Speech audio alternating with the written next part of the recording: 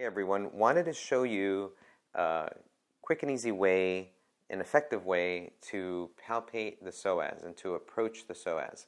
One of the things I do is, first off, I go to my client's pelvis, and the top of the pelvis, the ilium, actually really conveniently on most everyone aligns really well with the lumbar 4 vertebra.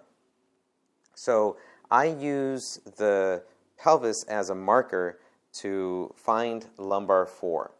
From there, I use this territory, this lumbar 4 territory, to approach the psoas. As you can see, Mr. Otto unfortunately has a herniated disc, but we're not going to address that right now.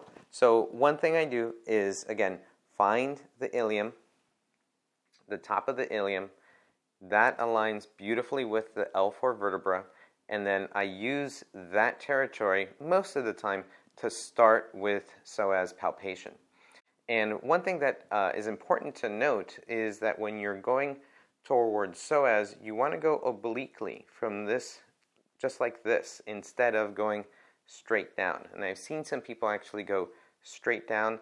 That's not as effective as going obliquely towards the spine. The other thing that I tend to do is find the rectus abdominis, the six-pack that'll be somewhere around here, and I use the edge of the rectus abdominis to sink in, to help me to sink in towards L4. If I go on top of rectus abdominis, that's just another layer of abdominal muscle that I need to sink through. So I go right to the edge of the rectus abdominis, and then I sink obliquely towards L4, a great place and great way to start palpating the psoas. The psoas is a fantastic muscle, and it's a muscle that can really, when you approach it and you address it, can really make for some great effective work. Psoas starts off around L1, 5, 4, 3, 2, 1, and starts off pretty tapered up at the attachment of L1, and it gets thicker around L4, L5, and then it starts to taper again and goes all the way down to the lesser trochanter. So we now have a back muscle that attaches to the leg to the lesser trochanter. Working the psoas can give you some really effective back manual therapy, some back work. It can make your back work pretty effective. So this is one of the reasons why I approach the psoas. Now, one thing to note is on Mr. Otto, we don't have pretty much anything, not even a psoas, but on a normal person, we'll have a lot between your hands and psoas.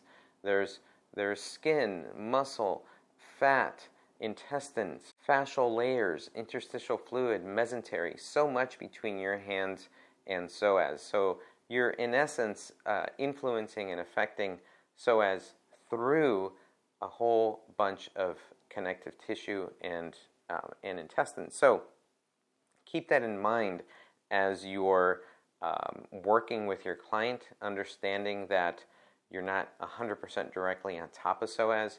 You're really working it through a whole collection of other tissue.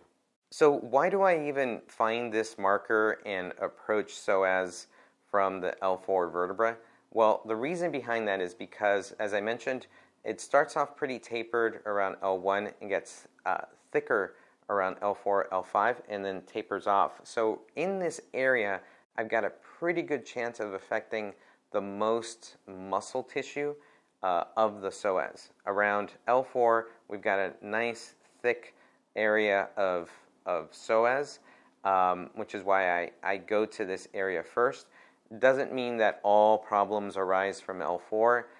This is just my first initial approach. I might sink in further down and attempt to get to L5 or move up to L3 or even L2. But L4 is essentially my starting point because that's where I'll find the thickest part of psoas. Hey folks, thanks for watching the Morales Method YouTube channel. If you want more information on relieving low back pain, please click on the link above for our online course. And if you want more recommended videos, then please click on the links below. And finally, please don't forget to subscribe. Thanks.